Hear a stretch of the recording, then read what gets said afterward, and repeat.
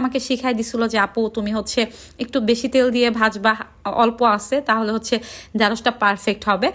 অনেক আপুরাই হচ্ছে আমাকে কমেন্টে বলে দিছিলেন এইভাবে এইভাবে। তো পরের বার হচ্ছে হ্যাঁ ঢ্যাঁড়সটা পারফেক্ট ছিল ভাজা ভাজা। তো যাই হোক, থ্যাংক ইউ যারা আমাকে অনেক সময় আমার ভুল ত্রুটিগুলো ধরাই দেন, বুঝাইয়া দেন, আমাকে বলে দেন। আমার কাছে ভালো লাগে, আমি নতুন নতুন করেই শিখতেছি। আর অন্য চুলায় হচ্ছে গরুর মাংসটা সবসময় যেভাবে রান্না করি, অনেক সময় হাতে মাখায় রান্না করি তাড়াহুড়ার জন্য। তো আমি আর কি মশলা দিয়ে কষায় ভালোভাবে রান্না করতেছিলাম, কিন্তু সত্যি কথা গরুর মাংস রান্নাটা একদমই মজা হয়নি। মানে আমি নিজেই খেয়ে বলছি যে মজা হয় নাই। রান্না বান্না করতে করতে সময়টা গেছে। আর এই ইন্টারনেটের বাহিরে যারা আমরা ছিলাম এই কয়টা দিন, আপনারা কে কীভাবে সময় পার করছেন অবশ্যই কমেন্ট করে জানাবেন।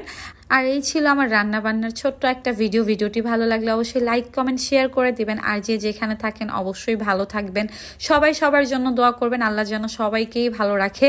এই ছিল আমার রান্না